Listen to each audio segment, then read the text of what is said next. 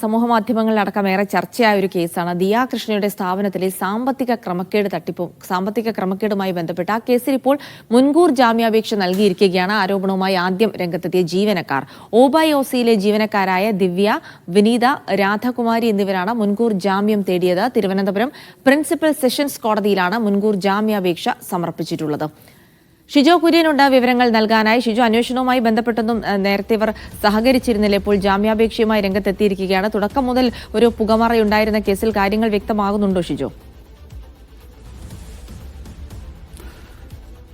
ജിൽസി, ആദ്യം ഈ കേസുമായി ബന്ധപ്പെട്ടുകൊണ്ട് വലിയൊരു പുകമറയുണ്ടായിരുന്നു. അതിനകത്ത് ഇപ്പോൾ പോലീസിന് ഒരു വ്യക്തമായിട്ടുള്ള ചിത്രം പോലീസിന് ലഭിച്ചിട്ടുണ്ട്.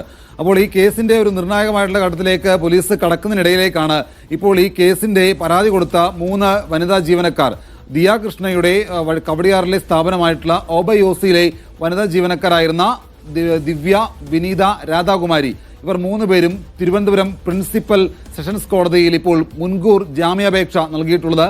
ഇന്നലെയാണ് അവർ കോടതിയിൽ ജാമ്യാപേക്ഷ നൽകിയത്. ഇത് എന്ന് കോടതി പരിഗണിക്കും എന്ന് പറഞ്ഞിട്ടില്ല. ഈ കേസുമായി ബന്ധപ്പെട്ടുകൊണ്ട് എടുത്തു പറയേണ്ട ഒരു പ്രധാനപ്പെട്ട കാര്യമുണ്ട്.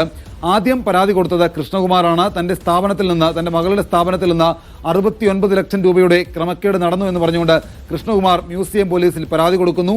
ആ പരാതി കൊടുത്തതിന് പിന്നാലെ ഈ കടയിലെ ജീവനക്കാരായിരുന്ന 3 വനിതകൾ കൂടി പോലീസിൽ പരാതി കൊടുക്കുന്നു. തങ്ങളെ തട്ടിക്കൊണ്ടുപോയി, തങ്ങളെ പലതരത്തിൽ മാനസികമായിട്ടും ഒക്കെ പീഡിപ്പിച്ചു എന്ന് പറഞ്ഞുകൊണ്ട് പരാതി കൊടുക്കുന്നു. ആ കേസിൽ ഈ 2 പരാതിയിലും പോലീസ് കേസെടുത്ത് അന്വേഷണം നടന്നു വരുന്നതിനിടയിലാണ് ഈ കേസുമായി ബന്ധപ്പെട്ട ചില നിർണായകമായിട്ടുള്ള വിവരങ്ങൾ കൃഷ്ണകുമാറിന്റെ കുടുംബം അവരുടെ യൂട്യൂബ് അക്കൗണ്ടിലൂടെ പുറത്തുവിടുന്നത്.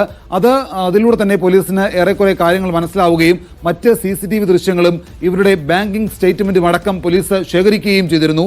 2024 ജനുവരി 1 മുതൽ 2025 ജൂൺ 1 വരെയുള്ള ബാങ്കിംഗ് സ്റ്റേറ്റ്മെന്റ് എടുത്തതിലൂടെ ഈ 3 വനിതാ ജീവനക്കാരുടെ ബാങ്കിംഗ് സ്റ്റേറ്റ്മെന്റ് പോലീസ് എടുത്തതിൽ നിന്ന് 75 ലക്ഷം രൂപയിലോളം 75 ലക്ഷത്തോളം രൂപയുടെ ബാങ്കിംഗ് ഇടപാടുകൾ ഇവരുടെ അക്കൗണ്ട് ത്രൂ നടന്നിട്ടുണ്ട് എന്ന് പോലീസ് കണ്ടെത്തുകയും ഈ അക്കൗണ്ടിലൂടെ ലഭിച്ച തുക ഈ 3 പേരുടെയും അക്കൗണ്ട് വഴി പലതരത്തിലുള്ള ക്രയവിക്രയങ്ങൾ നടത്തിയെന്ന് പോലീസ് കണ്ടെത്തുകയും അക്കാര്യം പോലീസ് സ്ഥിരീകരിക്കുകയും ചെയ്യുന്നുണ്ട്.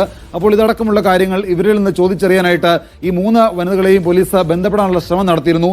ഇവരുടെ ഫോൺ സ്വിച്ച് ഓഫ് ആണ് എന്നാണ് പോലീസ് പറയുന്നത്. പക്ഷേ അവരുടെ ഫോൺ സ്വിച്ച് ഓഫ് അല്ല എന്നുള്ള വിവരം നമുക്ക് ലഭിച്ചിട്ടുണ്ട്. അവർ കോടതിയിൽ പോയി മുൻകൂർ ജാമ്യാപേക്ഷ നൽകിയിട്ടുണ്ട്. പക്ഷേ എന്തുകൊണ്ട് പോലീസ് മൊഴിയെടുക്കാൻ വിളിച്ചിട്ട് പോലീസിന് മുമ്പിലാകെ എത്തുന്നില്ല എന്നുള്ള ചോദ്യം കൂടി ഉയർന്നു നിൽക്കുന്നുണ്ട്.